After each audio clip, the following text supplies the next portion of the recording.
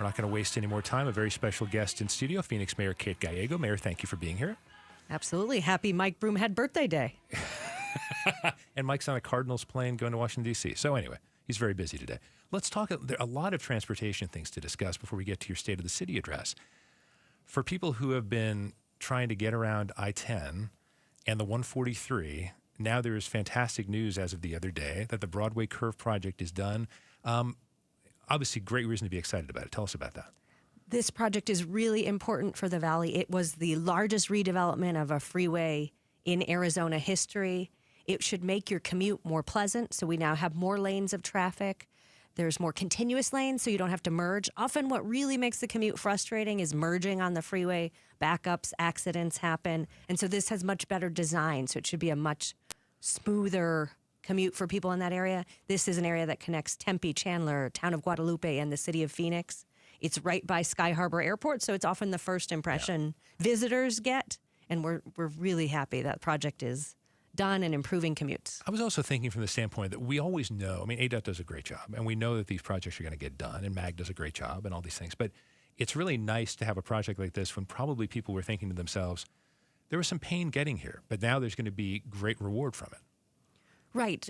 You were impacted, as was I, about the different changes in traffic. Yeah. Which way will the I-10 be directing people was a real question we had for a while. I really worked with ADOT, and so did the other mayors, to make sure we communicated well.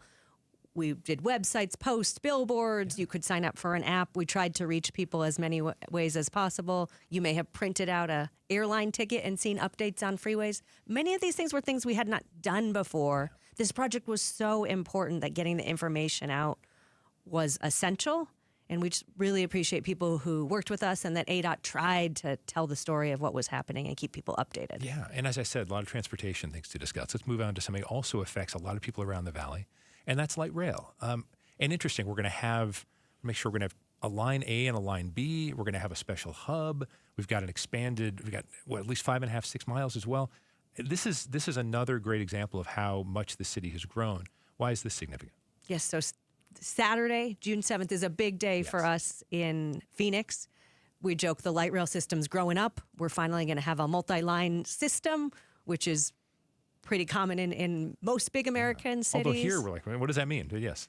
So now we will be opening the South Central Light Rail extension, which comes from the South Mountain area and connects into downtown. We'll now have multiple lines that will connect in downtown Phoenix. One hub, right? Yes. Yeah.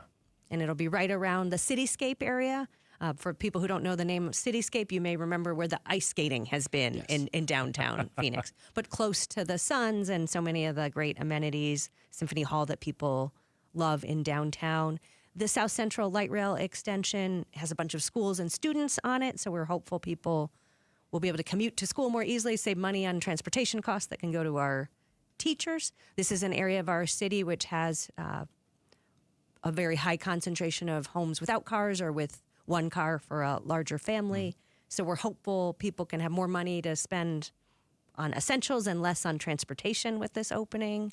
We are already seeing a lot of particular housing coming in along this extension, and we all know we need more housing in this community. Well, I want to ask you about the state of the city, but that's a good segue into housing, because Phoenix has had a triumph recently in the last few months. I think it was February you announced had hit great numbers, and then there are more affordable housing projects on the way. Can you give us a little preview of that or what you're looking to do there?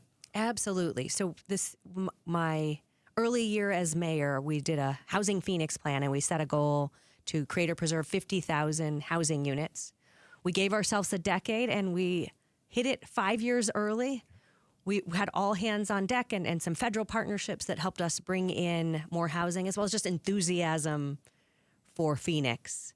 So we are really excited to have that move forward, but we're not resting. You're going to see a lot of new housing options, not just in Phoenix. Maricopa County was number one for counties in terms of creating new housing last year. So it's definitely a valley-wide effort. You'll see one of the projects I am most excited about, KTAR listeners would know, is 7th Avenue and Washington. We're going to be redeveloping a lot of housing at the gateway to our city. We're moving our police headquarters, which is currently a not in great shape building right in that area, and we have 3 corners in that area. So we're going to be able to do something pretty, we hope, spectacular, but with affordable housing as a component. I'm hopeful we'll also see really dynamic businesses on the ground floor. So just a lot of good options, but a new gateway to downtown. And we hope to get something with maybe some art elements that really says, welcome to downtown Phoenix. So speaking of spectacular things, you had a lot of things to be excited about in your State of the City address. And we go back to when the Biosciences Corridor happened, which was a major deal for downtown Phoenix. And now looking forward with ASU Health Solutions, ASU Medical School, talking about fighting cancer. I mean, these are really exciting, impactful things that are about to happen in Phoenix. Absolutely. And it's thanks to our voters. In 2023, our voters approved an economic development bond that will help us bring ASU Health to downtown Phoenix. That will include a new medical school and new nursing program. We all know we need more doctors and nurses in this community. We're really hoping this will help us improve health outcomes. I had someone call me and say, I have a problem only the mayor can solve. I need a primary care doctor, which is not a problem only the mayor can solve, but it is a real shortage in this community. And so we all work together and we're addressing that. At State of the City, I was able to announce the University of Jamestown is bringing a very exciting and unique pathology program to our city. So that means if you get a test, for example, you have a tumor and you want to know what it is, we should have more workforce to get you that result locally and faster. Look, if you have a bump and you've taken a test, you're not thinking about anything else until you know what that is. And so we're hopeful to invest in high-wage jobs in Phoenix to be able to get that information to you as soon as possible. I think you know my story, but while I was running for mayor, my mom was diagnosed with cancer, and she got great care here, but ultimately the doctor said you would be better off going to Houston. Yeah. I don't want any family to be told they can't get the care they need here. It was hard on our family. I missed her. She wanted to be with her dog and her grandson. But also that we don't have the best options in the 5th largest city hurt. And so we're really working together with the business community, our universities, our great community college system to try to change that. Well, the healthcare industry has been a strength of Phoenix for a very long time, right? So this makes sense to continue going in this direction.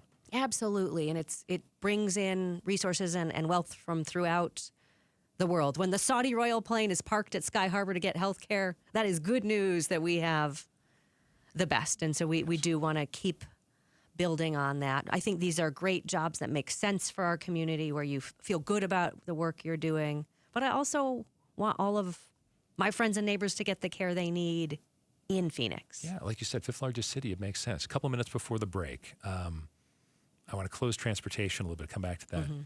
In your State of the City, you mentioned Starlux Airlines beginning nonstop service from Sky Harbor to Taipei.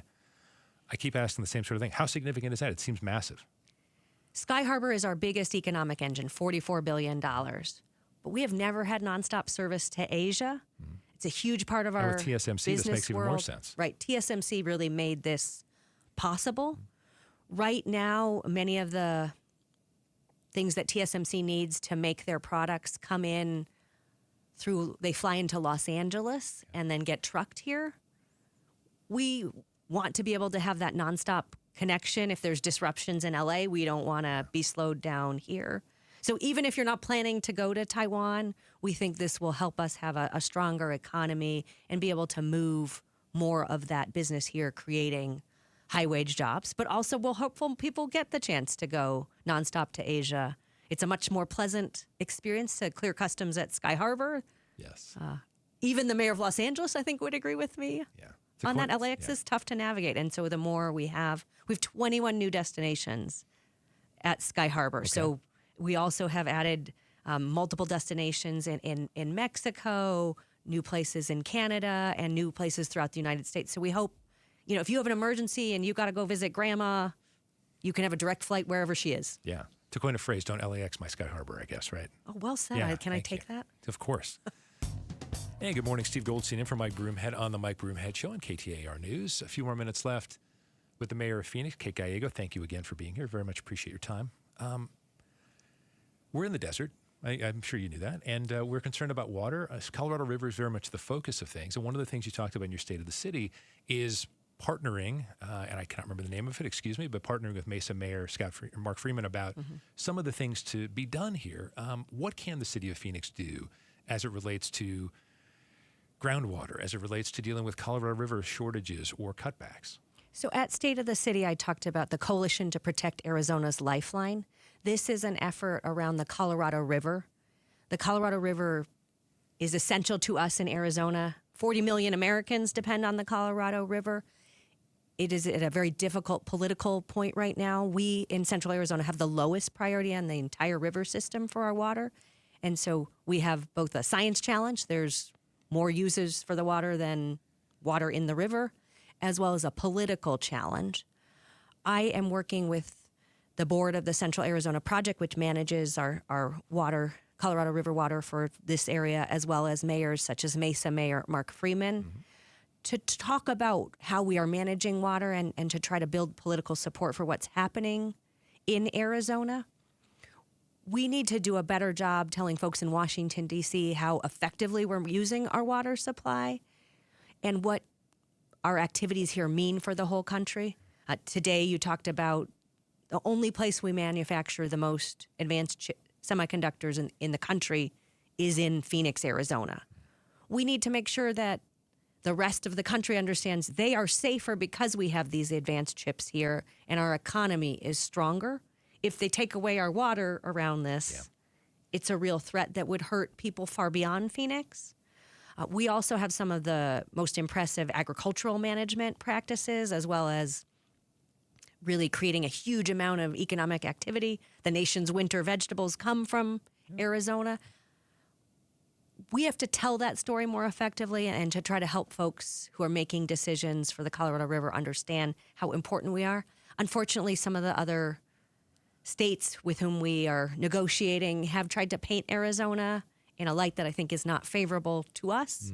And so I'm part of a large effort to make sure that we tell Arizona stories and how important our contribution to the country is.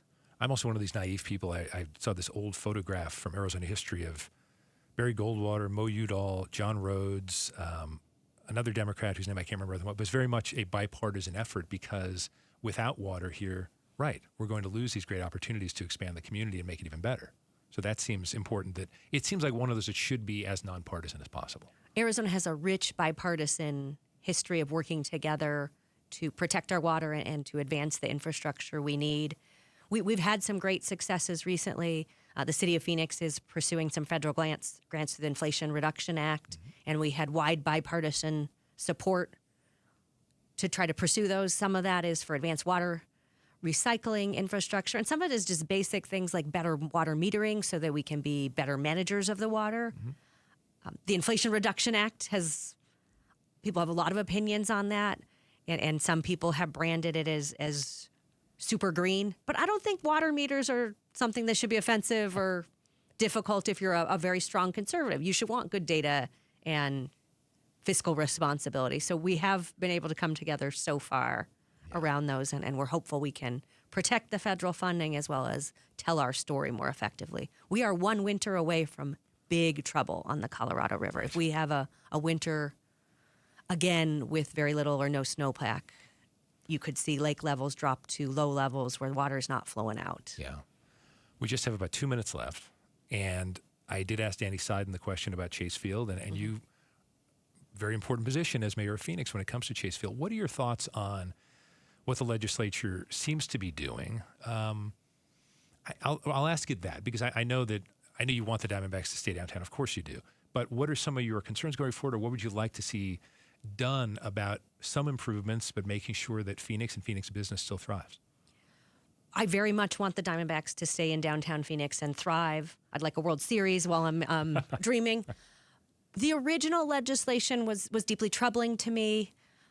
I believe strongly we have a lot of needs right now, and to take money from uses like the Phoenix Fire Department to fund Diamondbacks, we really needed some caps and constraints and to recognize we have a lot of priorities. I think we are close to a more fiscally responsible bill that has more controls in it. And so I'm hopeful that before the legislature leaves that we can have a bill that keeps the Diamondbacks in place, but has more transparency about public dollars and more accountability. Mm-hmm. All right, very last question for you. I know that mayor is a nonpartisan position, but you are identified with left of center. Tell me what you think about what Democrats, and I'm giving you a minute. So, it's just big ideas in a minute. Let's squeeze it into 60 seconds. What do you think the Democratic Party at the national level, even maybe the state level, needs to be doing to either have a different message or get the message out better? I am very focused on making sure we show we can deliver big things with government. I think there have been a lot of coverage of projects that were too slow to happen or didn't get the results that needed. And that's why I'm hopeful that if we talk about things like how we're transforming the medical economy here with government involvement, we can show competence and that we can really get big things done. So leading with results is what I hope the Democratic Party will do. Thanks for watching the Mike Broomhead Show. Tap to watch and listen to the new season of Amazing Arizonans, a KTAR News podcast. You can also click the button in the middle to subscribe.